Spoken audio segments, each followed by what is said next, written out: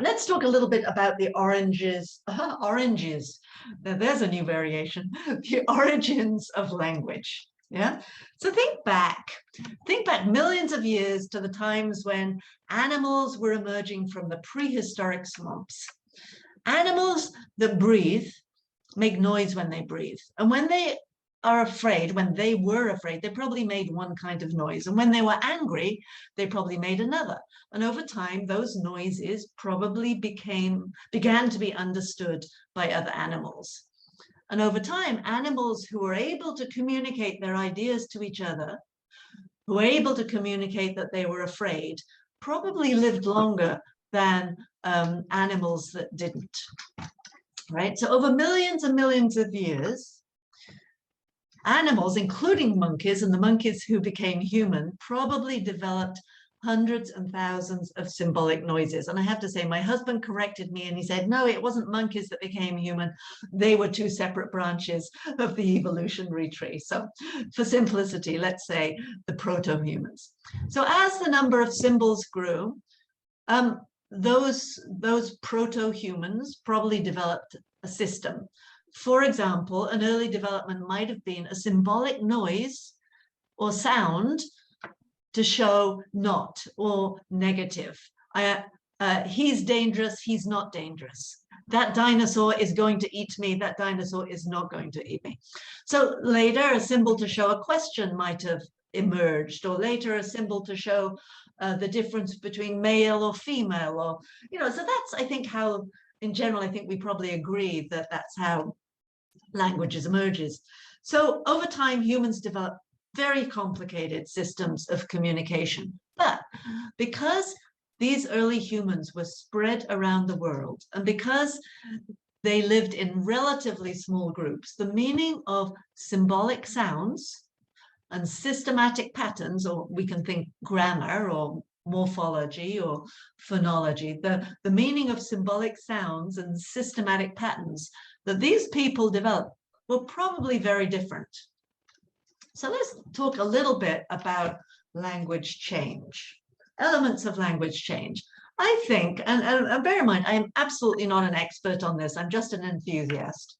I think there are three main things that influence language change, right? There's natural processes of language change. I think over time, languages tend, on the one hand, to become more regular. Grammatical patterns tend to become more regular, provided there are no external influences. And on the other hand, sometimes we develop finer and finer shades of meaning. So these things that happen over time, these are just natural processes.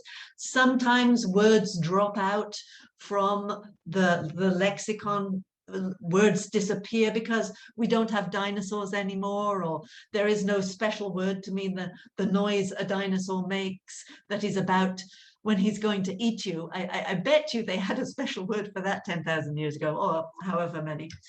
So there are natural processes of language change, right? I think we can also talk about distance, and we can talk about time. Let's look at each one of these.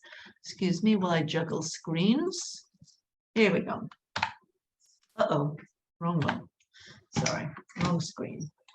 So, and here are some more elements of language change. I forgot about these. So geography, I think, is important. It's not just distance. It's not just the people in the north of the Sahara speak differently from the people in the south of the Sahara Desert because it's a long way away.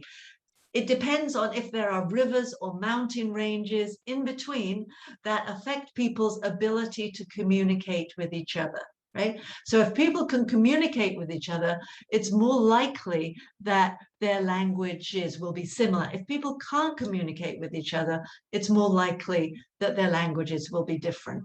So geography plays a role in language change, right? War plays a role in language change. So I think we've seen in Europe the ways in which in England we saw how invaders from the north brought Scandinavian influence. Invaders from Northern Europe, Germany, brought those influence. Invaders from the south, specifically the Romans, brought those influences. And in India, you've seen how invaders from the west, from Persia, have brought those influences, how invaders from the north, from Mongolia, what was historically Mongolia, have brought those influences. So war definitely plays a role. In the United States, we've seen how the many languages of Native America have largely been wiped out because of the invasions of mostly Europeans, French, Spanish, Germans, etc., and to some degree the British. Weather has some kind of effect. Sorry, let me just go to my screen here. So,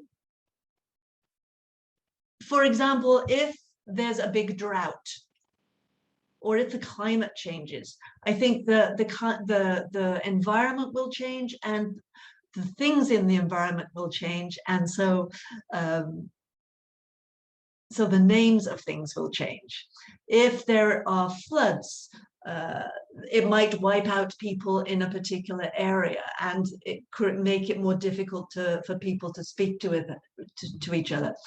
I also think there's a way in which the climate actually affects accent. I always say, half jokingly, that the reason for the Australian accent is because they're always smiling, closing their eyes against the sun and gritting their teeth against the sand. Now, for any Australian, that's probably insulting, but if you think about an Australian accent, the eyes are often, you can make your face like that and sound Australian. So it's kind of a joke, but I do think our environment changes the way we speak a little. What else we got? Okay, so because of all these influences, over time, languages change to be different from one another. Bear with me. Oh, I forgot. Sorry, I'm having a little trouble managing my screens. Culture, of course, makes a difference.